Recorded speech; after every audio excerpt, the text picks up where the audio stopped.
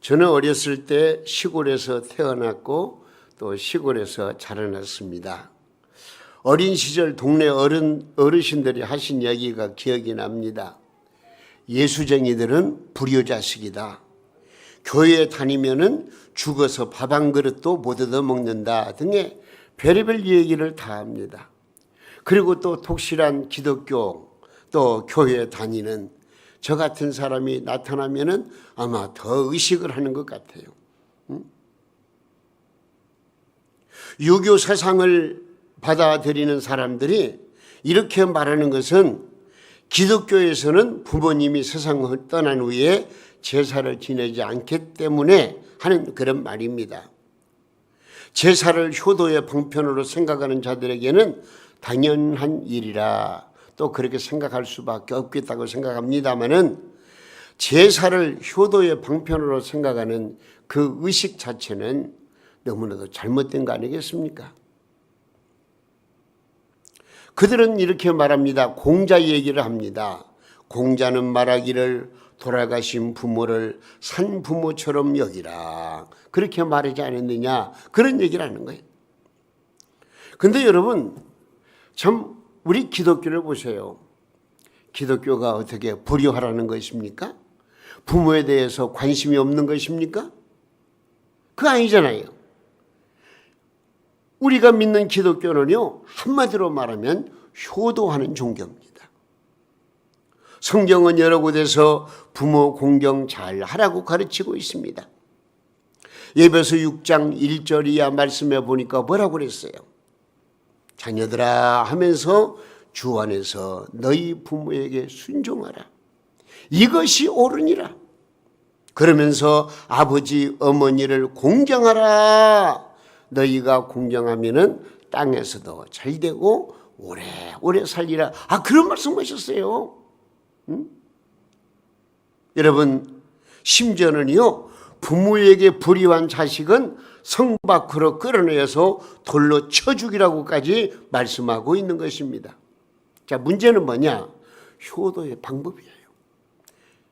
부모님께 어떻게 효도하느냐, 여기에 초점이 맞춰져 있는 거예요. 어떻게 하는 것이 효도를 잘하는 것입니까? 방법론 문제에서 기독교와 이방 종교와의 차이가 있다고 말입니다. 요약하면은요, 우리 기독교의 효도가는 다른 게 없어요. 한번 따라서 하세요. 부모님 살아 계실 때에 공경하고 효도하자. 예, 이게 우리 기독교의 효도관이에요. 우리가 잘 아시는 대로 우리 인생이라고 하는 것은 내 생명이 멈춰지면 내가 죽으면 그걸로서 끝나는 거예요. 천국이냐 지옥이냐 여기에 갈림길이 있을 뿐이지 내가 죽으면 그 이후로는 어떻게 인간으로서는 할 도리가 없어요. 천주교 캐토릭 같은 데는 연옥이라는 데가 있어가지고 사람이 죽으면 연옥으로 들어간다는 중간 지점이 있대요. 거기에 있으면서 비록 예수를 믿지 않았을지라도 지상에 있는 자녀들이 잘하면은 공을 세우면 또 그렇게 하면은 세상에 중간 연옥에 있던 부모가 지옥 갈 부모가 천국으로 간다. 이런 잘못된 교리를 전하고 있지 않습니까? 우리 기독교는 그게 아니에요. 살아계실 때, 생전에 계실 때 부모에게 잘 이해한다는 것이 우리 기독교의 효도관인 것입니다. 그렇기 때문에 이 방법론 문제에 있어서 기독교와 이방 종교 차이가 있는 것입니다. 그리고 내가 절하는 것도 살아 계실 때 생존하는 분에게 절해야 한다는 것입니다. 생명력이 없고 인격성이 없는 곳에 절하는 것은 우상이라고 말씀하고 있습니다. 부모 생전에는 늘 없다는 핑계로 효도 관광도 맛있는 음식도 제대로 대접해드리지 않던 자식이 부모가 세상을 떠나자 그 후에는 빚을 내서라도 무덤을 가꾸고 비석을 세우고 제사상을 차리고 야단이지 않습니까? 이거는 진정한 면의 효도가 아니에요. 부모 생전에 잘해드린 것이 참 효도인 것이에요. 그런데 문제가 하나 있어요. 우리 기독교인들에게 있어서 이 추석 명절 같은 때가 돌아오면은요, 부모님과 동기간이 다 같이 모이고 믿지 않는 부모나 형제들 간에 이제 전통적으로 지켜온 조상 숭배가 있어요. 이게 바로 제사입니다. 이 제사상을 차리고 제사를 지내는데 우리 믿는 사람들이 거기에 어떻게 처신해야 할 것이냐. 여기에 참석 안 할 수도 없고 할 수도 없고 절을 안 할 수도 없고 할 수도 없는 안타까움에 동기간의 의리도 상하게 되고 부모님의 마음을 섭섭하게 만드는 그런 고통을 우리 믿음의 사람들은 겪는 경우가 많이 있습니다. 그러나 우리는 이걸 알아야 돼요. 어정쩡한 상태로 내가 행동을 취하면은요, 그게 시험이 들고요, 그것이 분명히 하나님 앞에 영광이 되질 않는다는 거예요. 우리는 성경 말씀에 초점을 맞춰야 돼요. 성경은 우리에게 뭐라고 말씀하시느냐, 우상 숭배에서 어떻게 대처하라고 말씀하시느냐, 우리에게 분명히 말씀해 주세요. 출애굽기 20장 4절의 말씀에 이런 말씀이 있어요. 뭘 한번 읽어볼까요? 너를 위하여, 시작. 너를 위하여 새긴 우상을 만들지 말고 또 위로 하늘에 있는 것이나 아래로 땅에 있는 것이나 땅 아래 물 속에 있는 것에 어떤 형상도 만들지 말며 그것들에게 뭐요? 절하지 말며 그것들을 섬기지 말라. 나 내 하나님 여호와는 질투하시는 하나님인즉 나를 미워하는 자의 죄를 갚되 아버지로부터 아들에게로 3, 4대까지 이르게 하거니와 나를 사랑하고 내 계명을 지키는 자에게는 뭐요? 1000대까지 은혜를 베푸느니라. 할렐루야. 여러분, 믿음의 결단입니다. 인정도 상황도 아닙니다. 예수 믿는 우리는요, 하나님의 말씀을 따라 행동으로 옮겨야 되는 것입니다. 확고한 자신의 태도를 중립하고 믿음으로 대처하면 되는 것입니다. 인정사정 이것 다 생각해 가지고 어정쩡해 서 있으면은요, 오히려 그것이 나에게 시험거리가 되고요, 또 아직도 주님을 알지 못하는 사람들에게 어떤 그 변화가 일어날 수가 없는 거예요. 여러분, 제사가 효도의 방편이라면 그 방법론을 살아계신 부모님께 잘 해드리도록 자신이 더욱 헌신하면서 상대방을 이해시키도록 노력해야 되는 거예요. 그리고 더 나아가서 추도 예배를 통해서 제사를 고집하는 자들에게 설득을 시켜야 되는 거예요. 추도 예배라는 것은 뭐죠? 우리 기독교적 제사를 말하는 거예요. 예? 추도 예배를 통하여 진정한 축복이 무엇인지를 알려줘야 되는 것입니다. 따라서 온 가족이 예수를 믿어 구원의 축복을 누리도록 우리는 힘써야 되겠습니다. 우리가 이런 명절을 통해서 확고한 믿음을 가지고 보여주는 신앙생활을 할 때에 놀라운 변화의 역사가 일어나게 될 줄로 믿으시기를 바랍니다. 우리가 기도하고 추진하면은 우리 하나님 힘과 용기를 성령을 통해서 우리에게 보여주시고 또 적응하게 해주시고 그 능력을 나타내게 만들어 주시는 것입니다. 저는 바랍니다. 추석을 맞이하는 성도 여러분, 가정 위에 하나님의 은혜와 사랑과 참 평안과 놀라운 은총이 함께 하시기를 예수님의 이름으로 축원합니다. 자, 오늘 본문 말씀 보세요. 오늘 본문 말씀 이제 우리가 읽었습니다마는 이 말씀이 좀 알아듣기 쉽게, 우리가 이해하기 쉽게 공동 번역에서는 어떻게 말씀하고 있나, 그 공동 번역의 말씀이 준비됐는가 모르겠는데 한번 읽어봤으면 좋겠는데, 자, 한번 읽어보세요. 오늘 본문 말씀이에요. 공동 번역에 히브리서 13장 16절 출애굽기라고 그러는데 히브리 13장, 자, 우리 한번 이들은 모두 시작. 이들은 모두 믿음으로 살다가 죽었습니다. 약속된 것을 받지는 못했으나 그것을 멀리 바라보고 즐거워했으며 땅 위에서는 손과 나그네로 있다는 것을 스스로 인정하였습니다. 그들은 이렇게 함으로 고향을 찾고 있다는 것을 나타내고 있는 것입니다. 그러나 실제로 그들은 더 나은 만일 떠나온 곳을 생각했더라면 돌아갈 기회가 있었을 것입니다. 그러나 실제로 그들은 더 좋은 것을 동경하고 있었습니다. 그곳은 하늘에 있는 고향이었습니다. 그래서 하나님께서는 그들의 하나님이라고 불리는 것을 부끄러워하시지 않고 그들을 위해서 한 도성을 마련해 주셨습니다. 예. 우리 읽은 본문 말씀을 공동 번역에서는 조금 우리 한글 표현으로 알아듣기 쉽게 말씀이 정리해 놓은 그런 말씀을 우리가 읽었습니다. 내일 모레 9월 21일은 우리 한국 교회의 명절인 추석입니다. 음력 8월 15일 추석 하면은 이제 그날을 중추절이라고도 하고 한가위라고도 말합니다. 예로부터 추석은 햅쌀로 송편을 빚어서 또 차례도 지내기도 하고 조상의 묘를 돌아보면서 모여서 또는 춤을 추고 노래하면서 하나님을 감사드리는 그런 그 명절이 바로 추석 명절 아니겠습니까? 그래서 이 한가위는 나그네들이 시름겨운 타향살이에서 일어나 고향을 찾아가는 명절입니다. 이런 명절에 즈음하여 우리 기독 신자들은 무언가 나의 인생을 다시 한번 돌아보고 내 인생의 뿌리를 재확인하는 계기를 만들어야 되겠습니다. 우리가 조상의 묘를 살핀다는 것은 내 생의 뿌리를 되살리고 나아가서는 영원한 생명, 영원한 미래를 바라보는 그런 어떤 아주 숭고한 뜻이 담겨져 있다는 것을 알아야 됩니다. 어쨌든 이 추석은 나그네가 고향을 찾는 큰 명절임에 분명합니다. 나그네, 여러분 어떻게 생각하세요? 나그네라는 말은 순국산 말입니다. 이 얼마나 고상한 말입니까? 나그네 하면은 은은하게 퍼지는 자연의 맛과 농촌의 향내가 풍겨오는 것 같지 않습니까?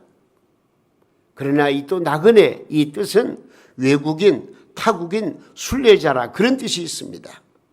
우리 인간은 본래 본향을 떠나온 나그네라고 하는 것입니다. 그래서 우리 사람이 세상을 떠나게 되면은 아무개씨 돌아가셨대. 온대로 돌아갔다는 거예요. 우리에게는 분명코 떠나온 본향이 있다는 거. 오늘 본문 말씀에도 그렇잖아요. 내가 떠나온 본향을 고향을 향해서 언제든지 돌아갈 수가 있지만은 그러나 근본적으로는 내가 떠나온 본향 하나님께서 예비하신 도성 주님의 나라가 있다는 것을 우리에게 가르쳐주고 있는 것입니다.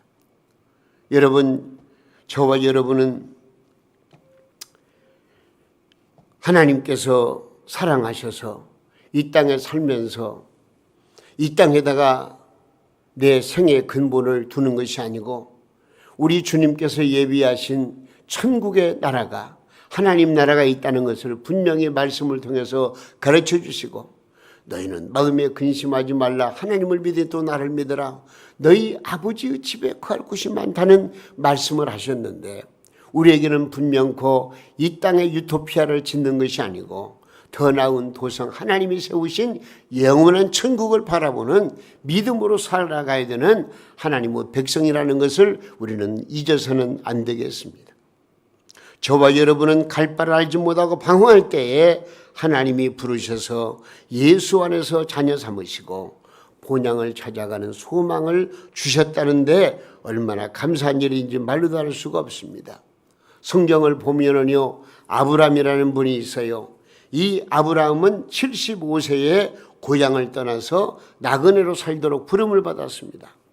갈 바를 알지 못한 아브라함은 하나님이 지시하는 대로 순종해서 자기 부인 사라와 함께 가나안 땅에서 살게 되었습니다. 이런 아브라함은 창세기 23장 4절 말씀에서 이런 말씀을 했어요. 나는 당신들 중에 나그네요 거류하는 자이니. 그러니까 아브라함 자신도 나는 나그네 인생이라 그런 얘기예요. 이 땅에다가 근거를 둔 그런 존재가 아니고 이 땅에는 잠시 왔다가 하나님께서 예비하신 하나님의 나라, 그곳을 향해 걸어가는 나그네에 불과하다는 것을 말씀해 주고 있는 거예요. 아브라함의 손자인 야곱이 이런 말을 했습니다. 창세기 49장 9절에서 바로 왕에게 이런 말을 했어요. 뭐라고 그랬느냐? 야곱이 바로에게 아르되 내 나그네 길의 세월이 130년이다. 내 나이가 얼마 못 되니 우리 조상의 나그네 길의 연조에 미치지 못하니 험악한 세월을 보냈나이다. 그런 말을 했어요. 야곱은 말년에 자기의 생 자체가 나그네 길이라고 서슴없이 말했습니다. 시편 119편 54절 말씀에도 이런 말씀이 있어요. 내가 나그네 된 집에서 주의 율례들이 나의 노래가 되었나이다. 나이가 노래. 구약뿐만이 아니라 신약 성경에도 인생은 나그네임을 가르쳐주고 있습니다. 우리 주 예수님은 세상에 계시는 동안에는 나그네 생활임을 가르쳐 주셨습니다. 마태복음 25장 35절 말씀에 뭐라고 그러느냐? 내가 줄일 때 너희가 먹을 것을 주었고 목마를 때 마시게 하였고, 그 다음 뭐라고 했어요? 나그네 되었을 때에 영접하여. 나그네라는 말이 나와요. 베드로 사도 역시 우리 인생은 나그네의 생활임을 가르쳐 주셨습니다. 그래서 베드로전서 2장 11절 말씀에 뭐라고 그랬느냐? 사랑하는 자들아, 거류민과 나그네 같은 너희를 권하노니 영혼을 거슬려 싸우는 육체의 정욕을 제어하라. 그렇게 말씀했습니다. 우리 인생은 누가 뭐라 해도 나그네입니다. 이 땅에다가 내 인생을 마지막으로 그저 좋은 그 환경 속에서 이 땅에 살다가 끝나는 그런 존재가 아니고, 이 땅에 사는 것은 나그네로서 삶이고 더 나은 본향, 하나님께서 예비하신 천국이 있다는 것을 말씀해 주고 있는 것입니다. 옛날 찐빵이란 별명을 가진 최희준 씨가 부른 하수생이라는 노래가 있습니다. 인생은 나그네 길, 어디서 왔다가 어디로 가는가? 구름이 흘러가듯 떠돌다 가는 길에 정일랑 두지 말라, 미련일랑 두지 말자. 인생은 나그네 길, 구름이 흘러가듯 정처 없이. 그런 가사 내용. 어쨌든 우리 인생은 나그네 인생이라는 것을 우리는 알아야 됩니다. 나그네는 길을 가는 사람입니다. 나그네는 가야 할 곳이 있기 때문에 한 곳에 머무를 수가 없습니다. 길을 가다가 욕심이 생겨가지고 그곳에 주저앉게 된다? 이건 나그네가 아닙니다. 나그네는 끊임없이 자기의 길을 가야만 되는 것입니다. 인생은 누구나 다 나그네라고 그랬습니다. 오늘 본문 말씀은 우리에게 가르쳐 줍니다. 이 땅에 있는 고향은 돌아가려고만 한다면 언제 돌아갈 수 있겠지만, 그러나 하나님께서는 더 나은 본향을 우리에게 주셨으니 우리는 그 본향을 향해 계속 달려가야 한다고 말씀하고 있는 것입니다. 요한복음 14장 6절 말씀에 보니까요, 예수님이 하신 말씀, 나는 길이요 진리요 생명이라는 말씀하셨어요. 여기 예수님께서 나는 길이요라고, 길이다라고 선언하신 예수님 말씀에는 나는 나그네다라고 하는 그런 말씀으로 좀 비춰지는 그런 내용을 우리가 이해할 수가 있어요. 우리는 나는 길이다라고 선언하신 예수 그리스도 안에서 그리스도와 함께 본향을 찾는 나그네로 부름을 받은 존재인 것을 분명코 알아야 되겠습니다. 이런 면에서 기독교 정신은 바로 한마디로 말하면 나그네 정신입니다. 나그네 정신. 가을바람은 붑니다. 가을바람은 우리에게 여행심을 불러일으킵니다. 어디론가 돌아다니고 싶은 심정으로 가득 찬 계절입니다. 한가위, 이는 나그네들이 고향으로 돌아가는 명절입니다. 그러나 우리 기독교인들은 이 땅의 고향이 아닌 정말 우리가 돌아가야 될 본향이 있다는 사실을 오늘 말씀을 통해서 꼭 깨달을 수 있기 바랍니다. 그곳이 어디예요? 하나님께서 예비하신 아름다운 저 천국입니다. 그 천국을 향해서 우리는 계속 전진하는 겁니다. 이 땅에다가 우리의 삶의 근거를 두면 안 된다는 거예요. 우리 주님께서 더 나은 본향을 우리에게 주셨는데 그 천국을 향해서 한 걸음 한 걸음 매진해 나가는 우리 성도님들의 신앙의 삶이 되었으면 참 좋겠습니다. 우리가 바라는 본향은 바로 이 땅의 그 어떤 것보다 더 나은 본향이라는 것입니다. 한가위 이 돌아가는 명절을 맞이하는 우리 사랑하는 성도님들, 하나님께서는 본향을 찾는 나그네로 불러주신 그 하나님께 진심으로 감사하시기를 바랍니다. 그리고 부모님에게도 효도하는 계기로 삼아야 되겠습니다. 이미 세상을 떠나신 부모에게 효도하는 것이 아니고 믿다가 세상을 떠나신 내 사랑하는 부모, 형제, 자매는 이미 천국에 가 있는 거예요. 우리가 이 땅에 살면서 효도의 기준은 바로 살아계신 내 부모님께 효도하고 공경하는 거예요. 여러분, 이것이 바로 우리 기독교의 효도관인 줄로 꼭 기억하시고 살아계신 부모님께 효도하시고 사랑하는 가운데에서 이제 형제 자매들과 사랑을 나누고 화목한 가정을 이뤄나가는 그런 축복이 우리 가운데 넘쳐나기를 바라는 것입니다. 한가위 달이 가장 밝은 명절입니다. 우리는 이 밝은 달을 바라보면서 하나님의 얼굴을 뵐 수 있기를 바랍니다. 한가위 둥근 달이 뜨는 명절입니다. 우리는 일그러진 나의 신앙을 회개하고 둥근 달과 같은 넓고 환한 마음을 가지고 이 명절을 통해서 깊은 의미를 되새겨야 되겠다는 것을 말씀을 드립니다. 우리는 은혜와 사랑이 풍성하신 하나님께 간절히 기도하셔야 되겠습니다. 하나님, 저희와 우리나라가 큰 어려움 가운데 처해 있습니다. 코로나19 감염이 이렇게 큰 문제가 될 줄은 몰랐습니다. 우리의 힘으로 쉽게 해결할 수 있는 문제인 줄로 알았습니다. 우리는 과학으로 우리의 경제적인 능력으로 능히 해결할 수 있는 줄로 알았습니다. 그래서 하나님께 도와달라고 기도하지 못했습니다.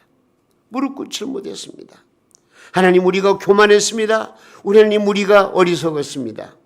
우리의 어리석음을 용서하시고 이 시간 도와주시옵시고 구원해 주시옵소서. 어서 빨리 이 모든 어려운 재난을 이기고 승리할 수 있도록 해달라고 하나님 앞에 간절히 기도하시기를 바랍니다. 주님, 이제는 우리를 괴롭히는 것들이 다 물러가게 하여 주시옵소서. 걱정이 물러가게 하여 주시고 근심이 물러가게 하시고 시련이 물러가게 하시고 재앙이 물러가게 하시고 코로나의 재앙이 완전히 깨끗하게 물러가게 하여 주시옵소서라고 하나님 앞에 기도하시기 바랍니다. 주님, 8월 보름 둥근 달처럼 이제는 뭔가 회복되게 하여 주옵소서. 우리 한국교 예배가 회복되게 하시고 우리나라의 경제가 회복되게 하시고 온 국민의 건강이 회복되게 하시고 거리두기의 관계에서 회복시켜 주시옵소서. 주님, 이제는 우리 모든 성도들이 하나님 앞에 간절히 기도합니다. 모든 어려운 문제가 해결되게 하여 주옵소서. 묶인 것이 풀리고 닫힌 것이 열리고 막힌 것이 뚫리고 불신이 해소되고 크고 작은 문제들이 하나하나 다 해결되게 해달라고 하나님 앞에 기도하셔야 됩니다. 주님, 이제는 저 둥근 달처럼 채워지게 하여 주옵소서. 사랑이 채워지고 은혜가 채워지고 기쁨이 채워지고 행복이 채워지며 우리에게 필요한 모든 것이 채워지는 그런 놀라운 은총을 베풀어 달라고 우리 간절히 기도하시기를 바랍니다. 주님, 이제는 우리 성도들이 한 번 더 일어서게 하여 주옵소서. 믿음이 일어나게 하시고 소망이 일어나게 하시고 정의가 일어나게 하시고 의인이 일어나게 하시고 우리 대한민국이 다시 한번 용수 넘치고 일어나게 해달라고 하나님 앞에 기도해야 됩니다. 우리가 기도하면 하나님께서 응답해 주신다고 말씀하셨습니다. 너희는 내게 부르짖으라 내가 내게 응답할 것이라고 분명히 말씀하셨습니다. 지금 때는 어느 때입니까? 우리가 하나님 앞에 기도할 때예요. 부르짖을 때예요. 우리 하나님의 긍휼의 은총을 받아야 될 때가 왔어요. 우리 모두 함께 이제 명절을 기해서 이런 하나님 앞에 기도할 것을 다짐하시고 하나님 앞에 간절히 기도하시기를 바랍니다. 그래서 우리 모두가 일어나서 새 일을 행하게 할 수 있는 행하는 그런 놀라운 은총을 받아 누려야 되겠습니다. 여러분, 지금은 우리 성도들이 깨어 기도할 때입니다. 우리는 남과 북으로 일그러진 국토를 한가위 달처럼 둥글게 하나 되기를 위해서 기도해야 되겠습니다. 나그네로 살아가는 우리에게는 주님이 예비하신 영원한 본향이 있습니다. 달 밝은 고향을 찾는 추석 명절에 우리는 머리를 들어서 밝은 달을 바라보면서 영원한 세계 우리의 본향을 그려보고 동경해야 되겠습니다. 그리고 이 본향이 우리의 생활 가운데 임하도록 우리 함께 기도할 수 있기를 바랍니다. 또한 더 나은 본향을 알지 못하는 불쌍한 나그네들에게도 이 희망찬 진리의 말씀을 전하면서 그들에게 참된 소망을 심어 주어야 되겠습니다. 그리고 배고프고 억눌린 나그네들, 갇혀있기 때문에 저 밝은 달을 보고 싶어도 볼 수 없는 나그네들의 시름과 아픔을 함께 기억하고 기도하는 하나님의 귀한 백성들이 되어지기를 바랍니다. 길 되시고 진리 되시며 생명이 되시는 예수 그리스도의 사랑이 나그네로서의 걸어가는 우리 인생길에 충만하게 임하여서 은혜와 사랑과 평강이 넘치는 축복의 삶을 영위하는 우리 동명교회 성도들, 이 자리에 모인 모든 주의 백성들 다 될 수 있기를 예수님의 이름으로 축원해 드립니다.